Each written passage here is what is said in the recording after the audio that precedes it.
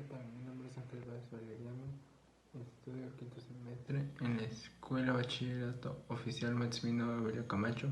Este video está entrelazado a la materia Derechos y Sociedad 1, la cual la imparte el maestro Miguel Ángel Rodríguez Cruz.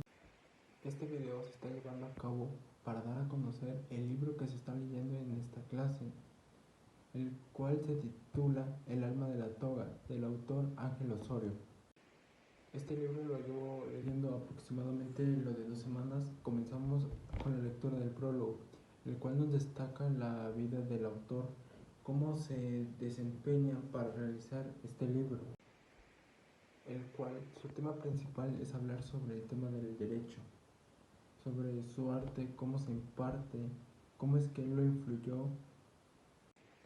Sus ideas plasmadas en este libro son un concepto ya para toda la vida, pues su manera de ver el mundo transforma por completo la idea que tenemos sobre el derecho y cómo es que se refleja en nuestra sociedad.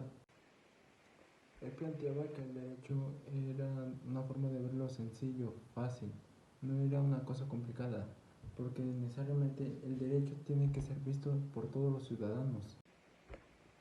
También nos resalta una frase muy importante en el transcurso de este prólogo, el cual dice que los pueblos con mejor ley no son específicamente los que se enfocan directamente a la ciencia del derecho.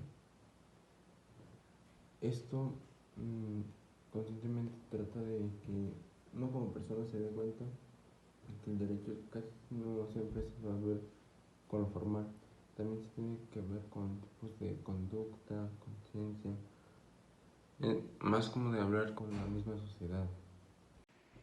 También por su parte nos da la explicación del por qué es el título de este libro. Ya casi al finalizar el prólogo nos dice el porqué nos dice que el alma de la toga específicamente es como un tipo de símbolo a nivel del mundo. ¿Por qué? Porque se utiliza en lo que son los jueces, senados, hasta en universidades cuando son graduaciones. Nos explica que la toga ha tenido un símbolo especial en el mundo, no solo en los derechos y en la justicia. Ya finalizando el prólogo y ya entrando más en contexto de los temas principales del libro, empieza con el tema de quién es abogado. En este tema nos hace ver cómo están dispersos en la sociedad, sus funciones, qué es lo que pasan para llegar a ser abogados y cómo es que se desarrollan en la sociedad, qué funciones practican, cuáles son sus metas de desarrollo social. En conclusión, en este tema nos da a entender cuáles son las funciones principales de un abogado en nuestra sociedad, cómo es que se desarrollan personalmente y socialmente. El siguiente tema se llama fuerza interior. Particularmente me tomó mucho más mi atención. Pues nos empieza con dar un ejemplo en el que Dios puso una fuerza interior sobre nosotros que se tiene que aprender a usar. Esto en temas de los abogados sería más como si fuera la conciencia. ¿Por qué la conciencia? Porque con esto se desarrolla y saben qué es lo que está entre el bien y el mal. Con esto evitamos esos casos de corrupciones, entre otras cosas, y saber mantenerse firmemente hacia los derechos. Y cómo es que los abogados deben encontrar fuerza para combatir las injusticias. El siguiente tema es titulado La sensación de justicia. ¿Qué es lo que nos da en este tema? Pues principalmente nos da un ejemplo sobre que los derechos son con las mujeres. Particularmente casi no lo entiendo muy bien, pero con base en lo que más uno se adentra, nos da a entender que casi siempre los derechos, si los ves muy atrás desde sus inicios, te das cuenta que iniciaron por problemas, discusiones, tal vez hasta un problema social o político. Con ello ya nos damos más o menos la idea de qué es a lo que se refiere. En el tema de la en esto la sensación de justicia nos quiere decir que particularmente no lo estamos comprendiendo muy bien. ¿Por qué? Porque nos enfocamos en otras cosas que no son. Con el tema de la sensación de la justicia nos empieza a decir más cosas. Si te adentras más a la lectura te vas dando cuenta de cosas que ni siquiera sabías. ¿Por qué? Porque la sensación de justicia no es simplemente de que somos derechos, sino es toda la sociedad en cómo los desarrollan y cómo los manipulan. El siguiente tema que se nos presenta es el moral del abogado. ¿Qué es lo que nos quiere dar a conocer en esta parte del libro? Pues es que hay ocasiones en las que el mismo abogado llega a hacer actos corruptos. Es lo que nos refiere al principio del libro. ¿Por qué? Porque no todos los abogados tienen la misma moral. Algunos prefieren antes unos honorarios que su propia moralidad.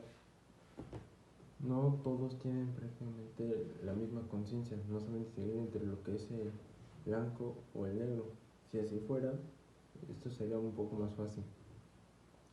También en esta parte dice que para tener una moral, ahora sí que de categoría, dice que son 6 pasos, en los que intervienen básicamente tu conciencia, cómo actúas, cómo te desarrollas prácticamente con la sociedad, cómo comprendes principalmente lo que es el derecho y entre saber distinguir entre el bien y el mal.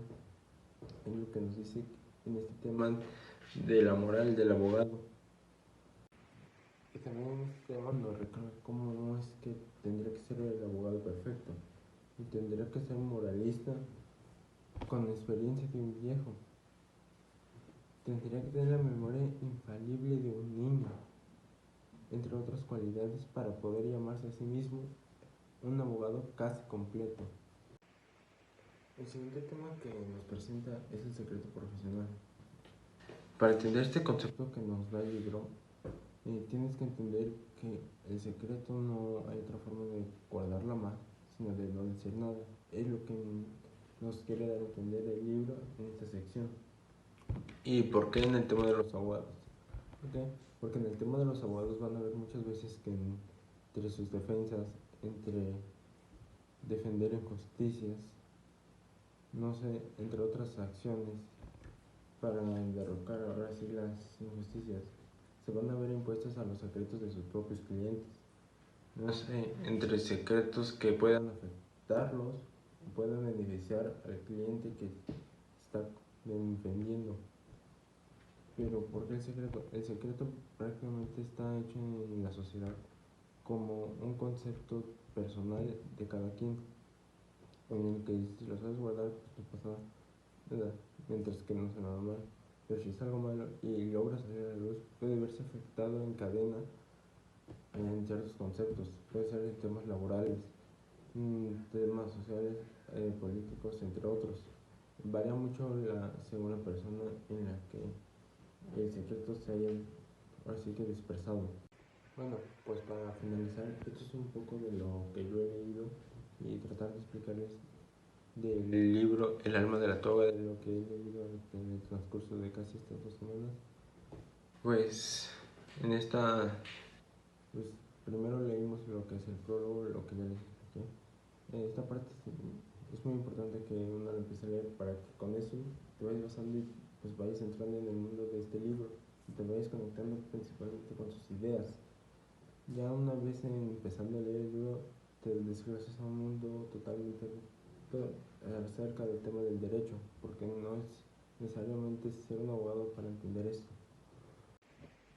Bueno, para terminar les recomiendo que lean mucho este libro, El alma de la toga, de Ángel Osorio, porque sus temas no solo son académicos, sino que sus temas de derecho, en cómo las ideas del autor están plasmadas, te das cuenta que en un mundo lleno de derecho prácticamente no es difícil de entenderlo, solo es cosa de comprenderlo y poner la atención, y todas las cosas se van a ir acomodando y te vas a ir dando cuenta cómo es algo que pensabas que es muy complicado, simplemente es algo fácil de entender, porque esto no, según el autor nos narra que esto no leyendo, sino también se aprende escuchando, viendo imágenes, así que transmitiendo desde la vida y experimentándolo. Nos da a entender cómo es que un simple derecho hace varias acciones por nosotros.